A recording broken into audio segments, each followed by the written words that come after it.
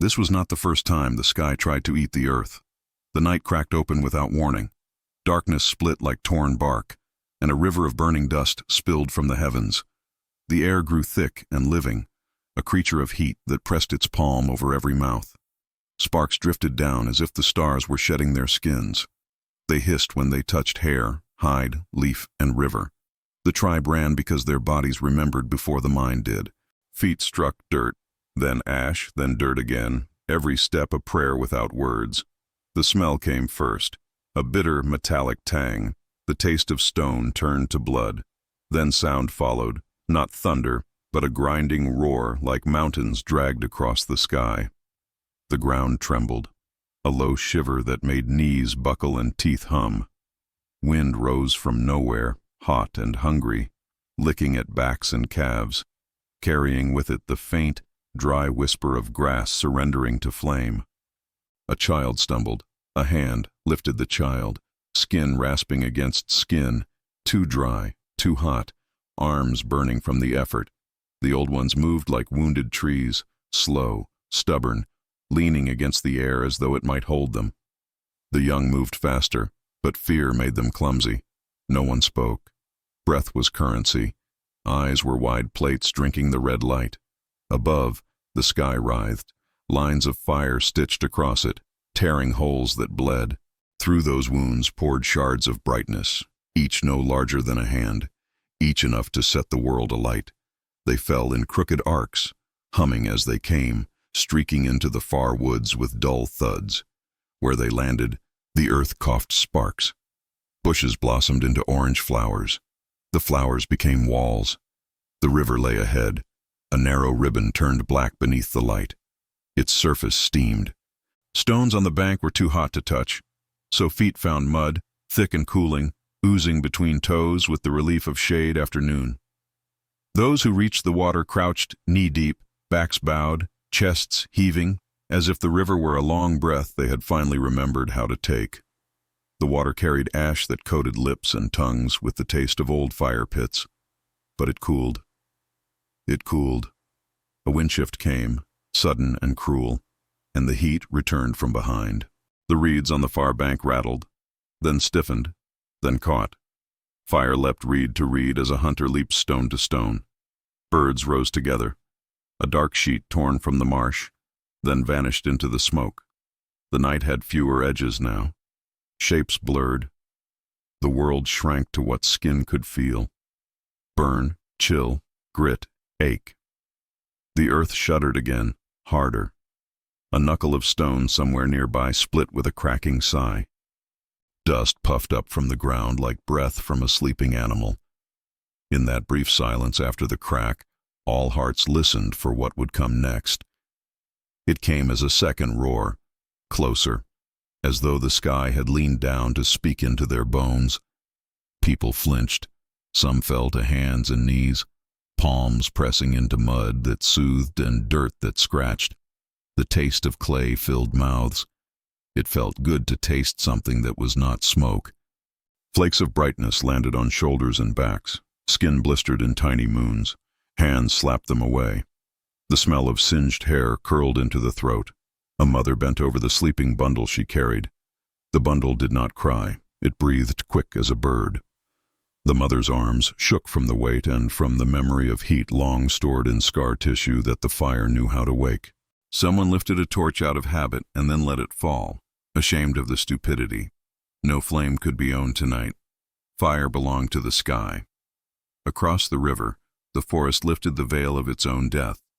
Trees stood as black ribs, their crowns a crown no longer but a series of small suns flaring and collapsing.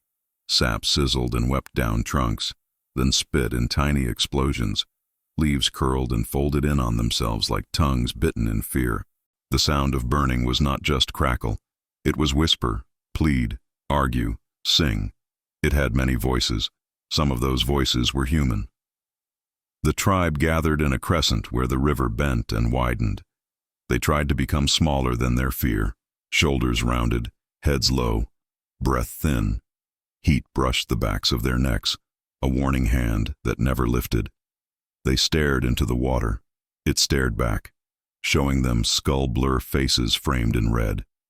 A flake of ember landed on the surface, glowed, dimmed, and died with a hiss. As if the river were a mouth that could taste anger and refuse it. The sky would not be refused. Out beyond the bend, where the land rose into a low ridge, a greater light swelled. The air there throbbed, a pulse out of rhythm with the heart. Ash fell thicker, the size of fingertips now, soft and treacherous. It settled on shoulders, on hair, on the river's skin. Each flake carried warmth. Together, they made a blanket of slow pain. The people scraped it away with the backs of their hands, with leaves, with anything cool and wet. It returned, patient. Breath shortened. Throats rasped. Tongues swelled as if the mouth had forgotten water. The river offered it. The river tasted of stone and smoke. It did not matter. They drank and coughed, coughed and drank, eyes streaming from the sting of the air. Tears carved clean lines through ash-dirty faces, thin rivers mirroring the thick one that held them. The ground jumped sideways, not fast, not far, but enough to make the river slap its banks and the knees buckle again. Somewhere behind them, a herd erupted from the dark. Heavy feet, frantic snorts, then veered away from the ribbon of brightness to charge into night. The smell of animals, rank, full, alive, passed like a blessing and was gone. For a breath, the people were not alone in their fear. The greater light bloomed again beyond the ridge. Brighter, wider, not a falling thing now, but a staying thing. The underside of the clouds turned the color of bruised fruit. The edges of the world were defined in firelight. The broken teeth of dead trees, the hunched curve of a boulder, the spines of distant hills that looked like a sleeping beast resisting the hand that tried to wake it. The air sang with grit. Each breath was a mouthful of ground. They moved, not forward, not back, but sideways along the river's bend, keeping the water to their thighs and the burning reeds to their gaze. Mud clutched ankles like hands that begged them to stay. The young cut pathways with their bodies. The old followed these paths as if treading the remembered trail of a dream that had promised safety once. Fire chased but did not yet catch. It watched, considering. A truth came to them then, not as words but as a weight across the shoulders. The thing that burned was not just wood and grass. It was time. The past had been set alight. The future crackled in the branches above. The present was mud and breath, and the mind narrowed to a single command that had nothing to do with gods or omens. Live. Live through this. Live until morning. The roar deepened. Light surged. The river lifted a skin of steam. Somewhere on the ridge, something colossal met the earth, and the earth agreed to break. The night became an iron mask heated in a forge, and still, beneath the fear, another awareness. The fire did not hate them. It did not know their names. It simply wanted to move, to eat, to change the shapes of things. The people were shapes. The forest was shapes. The sky's hunger was older than both. They tightened the crescent, closer to the bend, closer to the bend's promise of deeper water and darker banks. Hearts beat against ribs like fists against a shut door. The light climbed, the embers multiplied, the world narrowed to red, black, and breath. This was not the first time the sky tried to eat the earth. The night kept whispering. But for them, it was the first time they understood what it meant. Days before the sky turned to fire, the world was quiet. The valley lay wide and green beneath a sun that had forgotten cruelty.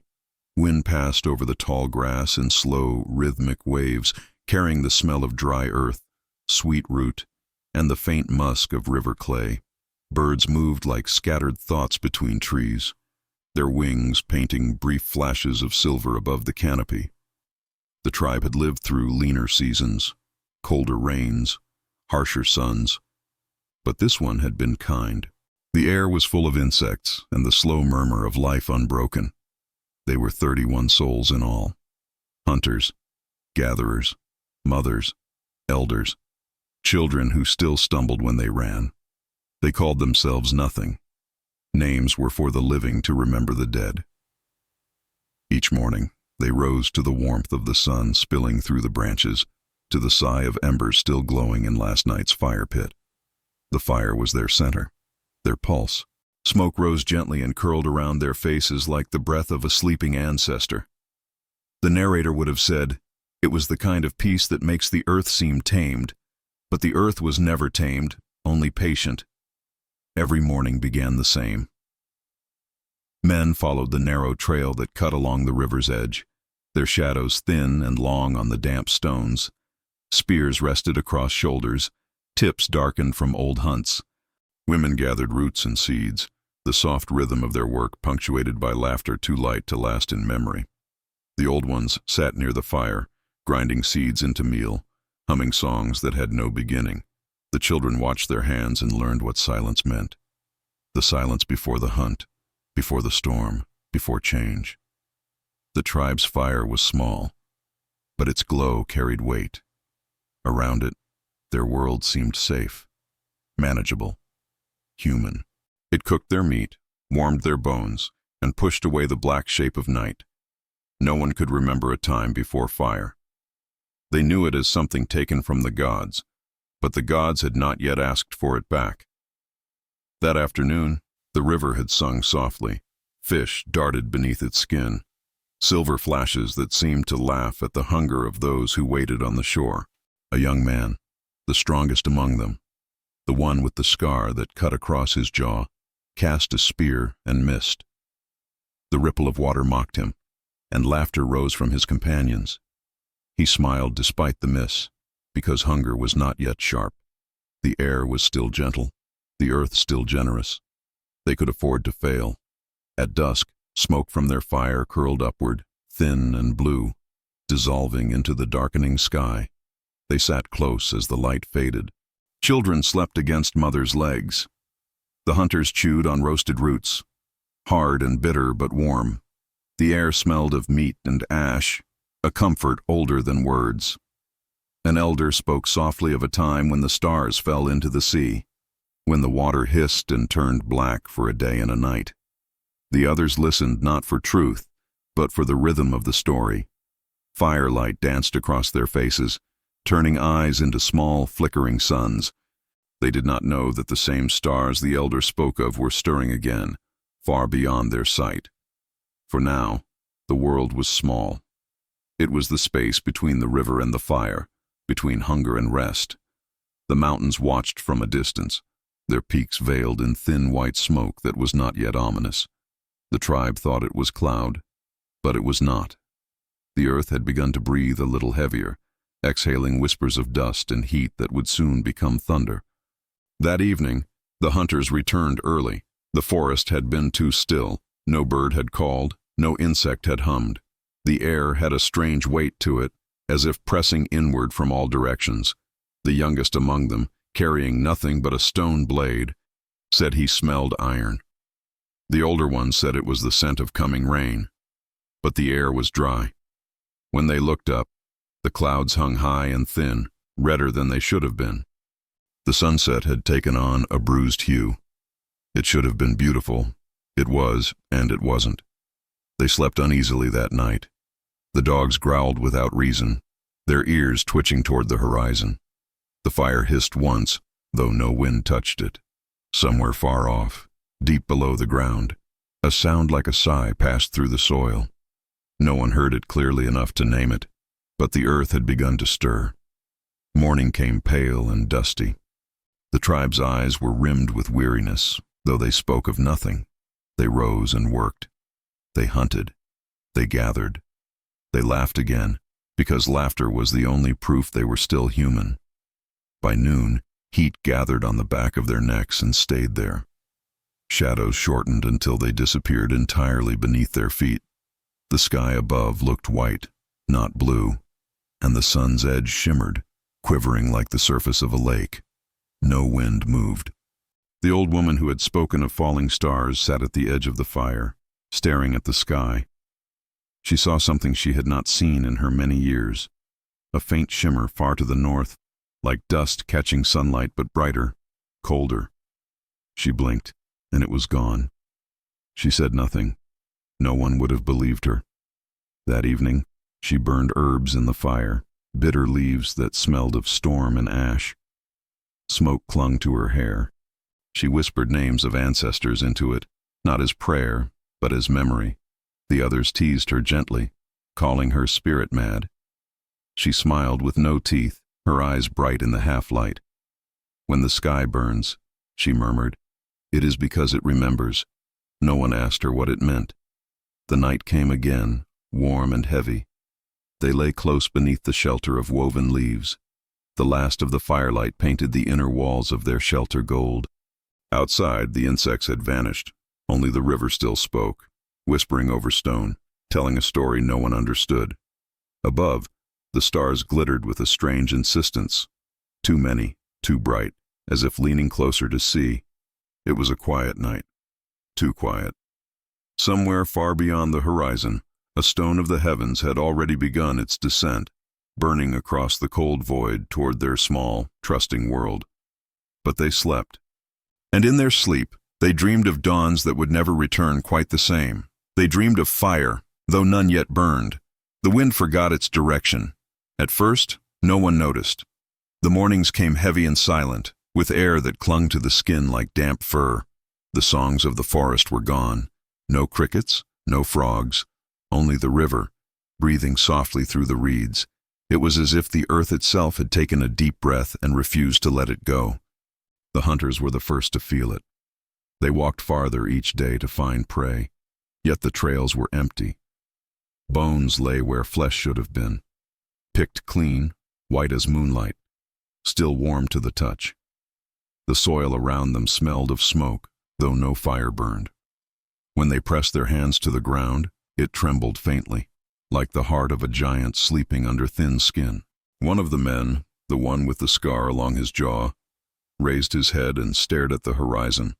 A shimmer hung there, distant, silver, trembling. Heat, he thought. But the air was cool. He spat and turned away, but the shimmer stayed behind his eyes. By midday, a strange haze began to form over the valley. It wasn't mist, nor dust, but something that shifted between both, thin, pale, and alive. It moved against the wind, coiling through the trees like the slow hand of a dream. The tribe called it the breath of the gods, but there was no reverence in their voices. It smelled like blood and stone. It made their teeth ache.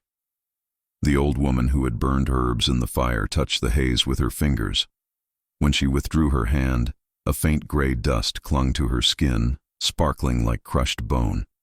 She wiped it off and stared at the faint, cold glow it left behind. "The stars are falling again," she whispered. The others turned their faces away. That night, no one slept. The river glowed faintly under the moon, an oily sheen spreading across its surface, reflecting the stars with a strange, red glimmer. The fish swam close to the banks, gasping at the air. Their scales had turned dull, and when one was caught, it fell apart in the hunter's hands like wet ash. The people refused to eat it. They threw it back, but the river no longer accepted gifts. Children woke crying, saying they heard the earth groan beneath them. One said he saw lights moving under the ground, like fireflies trapped in the soil. The elders told him to be silent, but fear spread quietly, the way cold creeps into a body after sunset. By dawn, the birds had vanished entirely. Not one sound came from the trees. The forest had become a painting, beautiful, but dead. The tribe moved through it as if walking inside a dream that no longer recognized them. Even their own footsteps sounded different, hollow, distant, echoing. When they broke branches, the wood cracked like dry bone. And then came the smell. It drifted from the north, faint at first, then stronger by the hour. It was not rot, nor smoke, nor rain. It was sharper, metallic, bitter, like lightning before it strikes. It filled the mouth, coated the tongue. The people wrapped their faces in skins, but the scent pierced through. The old ones said it was the smell of gods waking from sleep. The sky changed. It no longer looked blue, but bruised. The sun, once white and clean, burned with a pale orange ring around its edge. as though a hand had smudged it. Shadows grew softer. Colors faded. Even the firelight seemed weaker, as if the flames had lost faith in themselves. Animals began to flee the forest. A herd of wild horses tore through the valley without sound, their hooves drumming the ground in desperate rhythm. Birds followed them, not flying in formation, but scattering wildly, wings beating in panic. Then came the silence again, heavier than before. The scarred hunter watched them go. His eyes traced the horizon where the shimmer still lingered, larger now, brighter, pulsing faintly like a distant wound. He did not tell the others. Fear was a fire too easily shared. That evening, as the sun fell behind the ridge, the first tremor came. It was small, no more than a whisper through the ground, but it made the fire dance sideways and the water in the clay bowl ripple. The tribe froze. The old woman looked at the shaking embers and nodded slowly, as though recognizing an old song. "The world is remembering," she said. "It remembers how to burn." The tremor passed, leaving only silence and a thin layer of dust that floated in the air. When the tribe looked up, the stars had changed their positions.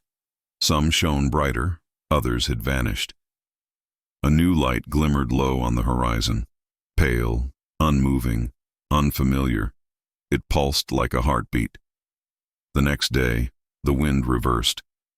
It blew from the north, something it had never done before. The smell grew unbearable. Eyes watered. Throats burned. The trees leaned in the wrong direction. Their leaves turned upward as if to catch something unseen. Ash began to fall, not from above, but from nowhere. Tiny gray flakes that melted on the skin, leaving dark streaks. When the children touched them, they felt warm. The hunters climbed the ridge to see what lay beyond. From there, they saw the plain stretching northward, silent and bright under the setting sun. But the brightness was wrong. It shimmered in waves, like water seen through heat. In the center of it, a single column of light rose into the sky. Thin, white, terrible. It did not move. It simply was, and everything around it bent toward it, as though the air itself bowed. The men stared for a long time. None spoke. The scarred one whispered, "The gods are walking." Another said, "No, brother. The sky is bleeding." Both were right. They returned to the valley with their faces gray and their mouths dry. They told the others to gather food and move east before the next sun. But fear slows the hands, and hope, foolish, human hope, still whispered that the earth would calm again, as it always had. That night, the light on the horizon turned red. It flickered once, then again, and a dull sound followed, long after the light had died. The sound came like a wave, deep and low, rolling through the soil, lifting dust from the ground. The air shook. The fire went out without wind. The old woman rose, eyes shining in the darkness. She looked to the north and whispered a single word that no one understood. Her voice cracked like dry bark. "The sky," she said. "It's coming." The first scream came from the river. Not human, deeper, older. The water convulsed as if struck by a giant's hand. Waves rose where none had ever lived before, slapping the banks, tearing reeds from their roots. The surface steamed, the air tasted of salt and iron, and then came the light.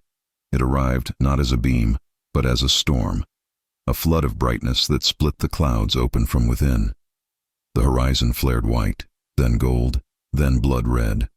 The trees lit like candles, one by one, a slow applause of fire spreading through the forest. Shadows fled in all directions but found no refuge. The light was everywhere. It rolled over the valley like dawn without mercy. The tribe was already running. The earth screamed beneath them. The sound came from below, a grinding, hollow groan that turned bones to trembling reeds. The air filled with dust so fine it felt alive, crawling down throats and clinging to tongues. The wind that followed was not wind at all, but heat, thick, molten, invisible claws scraping skin raw. Hair curled and blackened. The scent of it mingled with the sweet, heavy odor of burning grass. A streak tore across the sky, then another, then hundreds. Each line of fire hissed like a serpent, burning white at its core, orange at its tail. They fell in slow, graceful arcs that ended in thunder. Where they struck, the world folded inward. Light, roar, dust, silence. The forest was no longer forest. It became movement. It became color.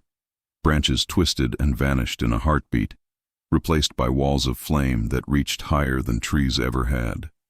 Sparks danced upward like lost souls trying to escape. The people stumbled through the heat. Feet bled, skin cracked. They held each other without seeing. Faces pressed into shoulders slick with sweat and ash. The old woman was nowhere to be found. Some said they saw her standing still at the edge of the fire, her arms raised toward the sky, her body painted in light.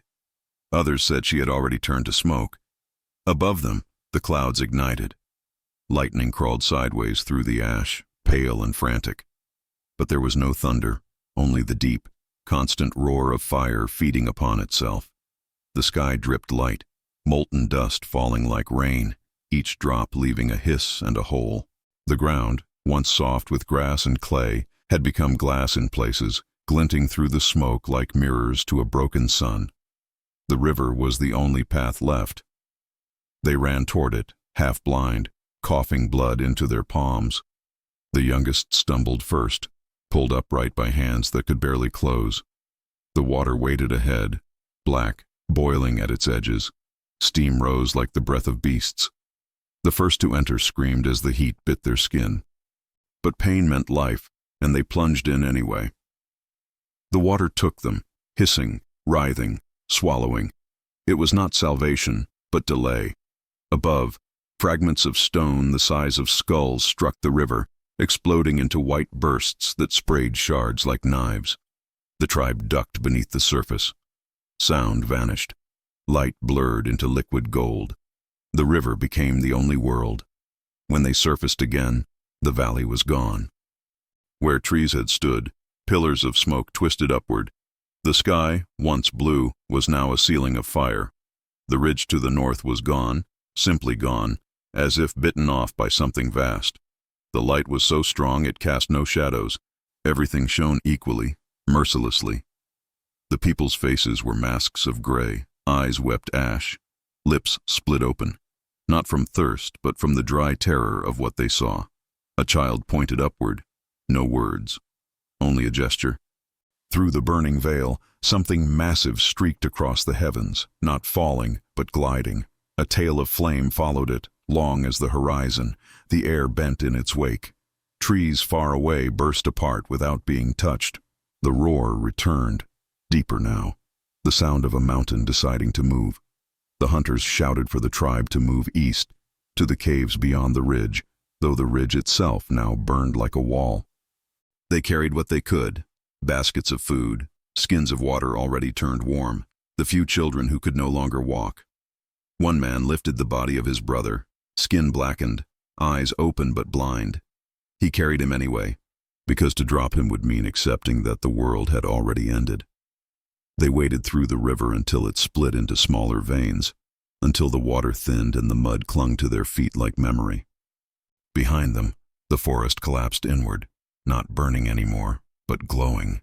Everything that once lived had become ember. The air howled. A wave of heat rolled through the valley, invisible but solid. It knocked them down as if the sky itself had fallen. Skin blistered, eyes seared, breath became knives. One woman, holding her infant close, screamed as her hair caught fire. A hunter threw himself over her, smothering the flame with his own body. He did not rise again. Then, silence. The kind of silence that exists only after everything has broken. The fire had eaten its fill, and the world took a breath between screams. Smoke rose in spirals. The sky above shimmered orange, torn and bleeding. Ash began to fall gently now, soft as snow. It covered everything, the dead, the living, the river's black surface. In that stillness, even grief forgot how to move. The survivors gathered what was left of themselves. The scarred man turned toward the east, his face streaked with soot and tears. "To the caves," he whispered. Though no one could hear through the ringing in their ears, he began to walk, each step sinking deeper into ash that glowed faintly beneath his feet. The others followed, shadows walking through the ruin of a world that had once loved them. Behind them, the fire still raged, feeding on the bones of the forest. The air shimmered with heat, bending light into strange shapes, shapes that looked almost human, dancing in the distance as if mocking their flight.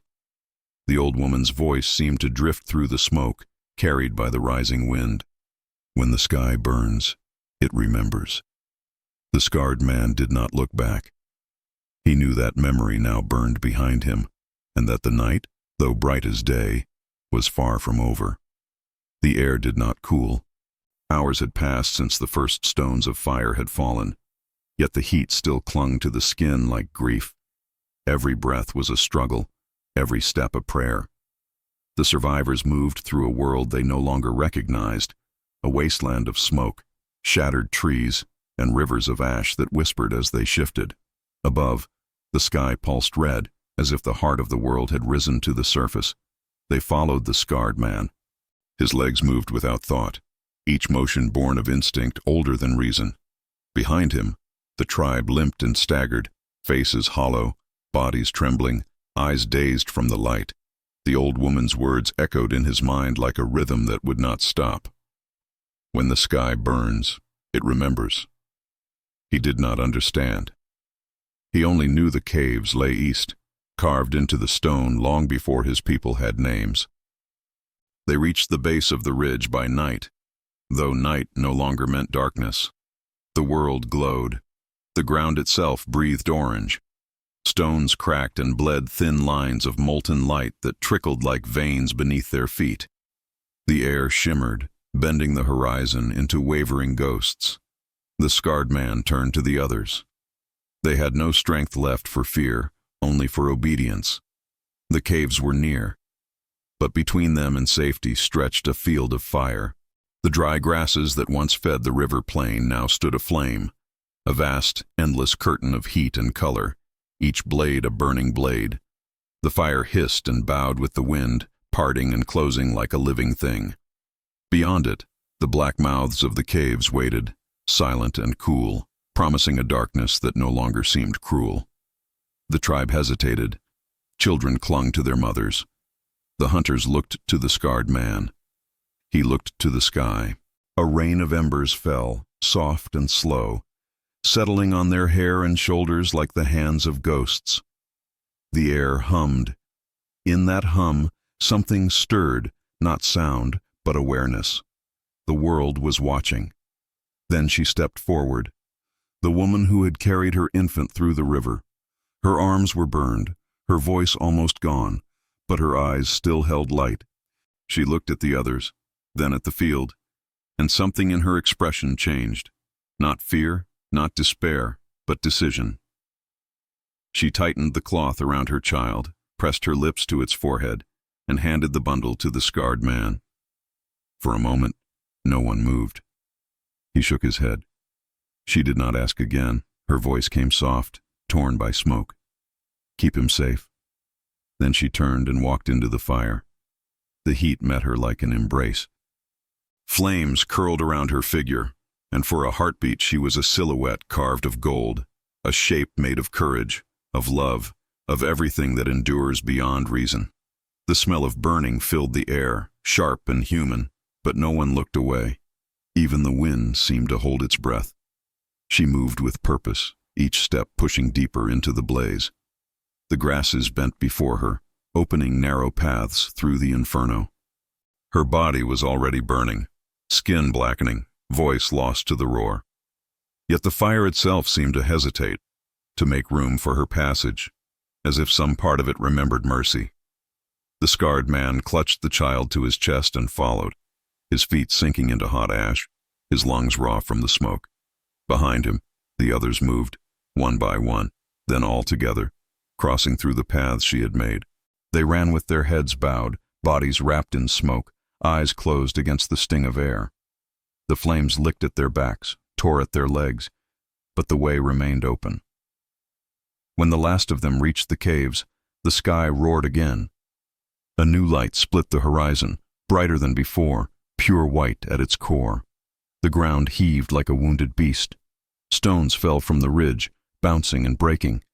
The entrance of the cave trembled. The scarred man turned once more toward the plain. Through the wavering air, he saw her. Her body stood among the flames, still upright, still human, though made now of smoke and cinder. Her arms were lifted toward the heavens, fingers stretched in defiance or surrender. Around her, the fire swirled like a living crown, feeding upon itself but never touching her again. The wind carried her voice, or perhaps only the echo of it. A whisper, a breath. Remember me when the fire sleeps. And then she fell. Not forward, not back, but straight down, into the ash that had once been grass. The scarred man closed his eyes.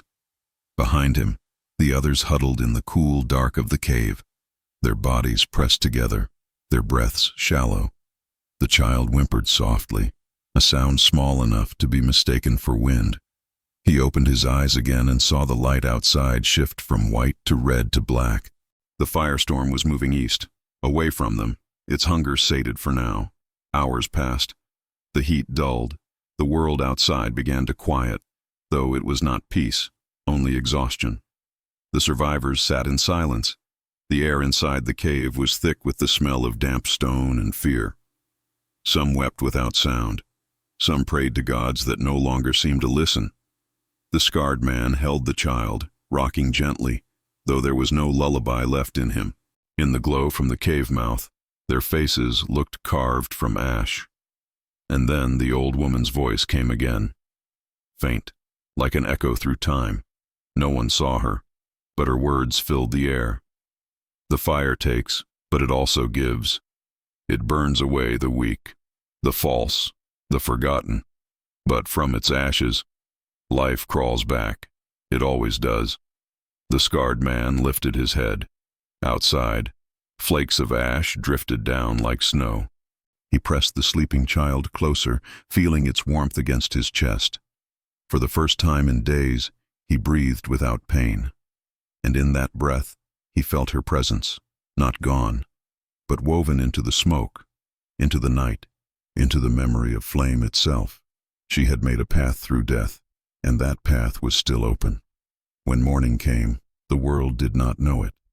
The light that broke over the ridge was not golden, nor warm, but pale. A ghost of sunlight filtered through clouds thick with ash. The valley that had once breathed with color now lay still and gray, an ocean of dust frozen in motion. The trees were skeletons. The river was a line of black glass, solid in places, steaming in others. The air no longer roared. It whispered, faint and uncertain, as though testing whether it still existed. The tribe emerged from the cave one by one. Their eyes squinted against the dim light. Their bodies, raw and trembling, carried the scent of stone and smoke. No bird sang to greet the dawn. No wind stirred to move the ashes. The only sound was their own footsteps, soft, muffled, like walking on the skin of the dead earth.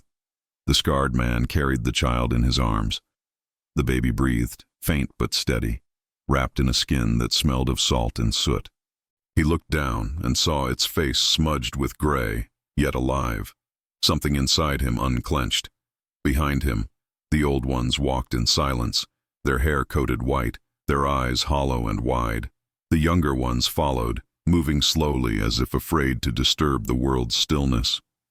Every movement raised a small cloud of dust that glowed faintly in the dull light, catching the air like memory refusing to fade. They stood where the fire had once stood. Nothing remained of the forest but black pillars, thin as ribs, pointing toward a sky the color of burnt bone. The smell of it was strange, not death, not decay, but something cleaner, emptier. It was as if the world had exhaled, and in that breath, everything that had once been alive had turned to silence. They began to gather stones, shaping a small circle at the edge of the river. No one spoke. They did not need to. When the circle was finished, the scarred man placed something at its center, a fragment of wood, burned almost to dust, but still holding the faint scent of life. He knelt, pressed his forehead to the ground, and stayed there a long time. The others followed, their movements slow, reverent, the language of grief written in the body, not the tongue. Above them, the clouds shifted. For the first time in many days, a single ray of sunlight pierced through the veil. It touched the ash, and in that touch, the gray turned to gold. Tiny motes of dust lifted, rising in slow spirals, as if the world was breathing again. The light fell on their faces, on the stones, on the child's small hand. The baby stirred. It reached upward, fingers curling toward the warmth. And in that small gesture, something inside them all began to live again. The scarred man lifted his head. He looked to the horizon. There, in the far distance, where the earth met the sky, the light shimmered faintly, not fire now, but the promise of life returning. The smoke was clearing. The silence no longer felt empty. It felt waiting. The old woman's voice echoed again, though she was nowhere to be seen. It came not from the air, but from the earth itself. Fire cleanses, fire remembers, but the earth forgives. The scarred man stood, holding the child high so that the newborn sunlight could touch its skin. His voice, when it came, was rough, low, and certain. "This world still breathes," he said. And for the first time since the night the sky caught fire, the people believed him. They began to walk, slowly, steadily, their shadows stretching long across the gray plain. Behind them, the stone circle shimmered faintly in the light. A mark, a promise, a memory of those who had walked into the flames so others could walk away. Above, the wind returned. It moved through the skeleton trees, soft and tender, carrying with it the faint scent of rain, real rain, cold and clean. Drops began to fall, small at first, then steady. They hissed on the warm ground, turning ash to mud, dust to soil. The tribe tilted their faces upward, eyes closed, mouths open. The sky was no longer their enemy. It wept with them. The rain thickened, washing color back into the world. The river stirred. The air cooled. Smoke dissolved into clouds that were no longer red, but gray and silver, alive with light. In the distance, the first bird called, a fragile, trembling note that broke the silence like hope breaking through despair. The scarred man smiled. He pressed his lips to the child's head and whispered a name. No one heard it, but the earth did. The earth always listens when humanity speaks softly. He looked once more at the horizon, at the place where fire had swallowed the world, and then turned away. The tribe followed, their footprints dark against the pale ground, leading toward valleys unburned and rivers yet unknown. The world had ended, but it had also begun again. The narrator's voice falls to a whisper, gentle, ancient, certain. And that's how humanity survived, once again.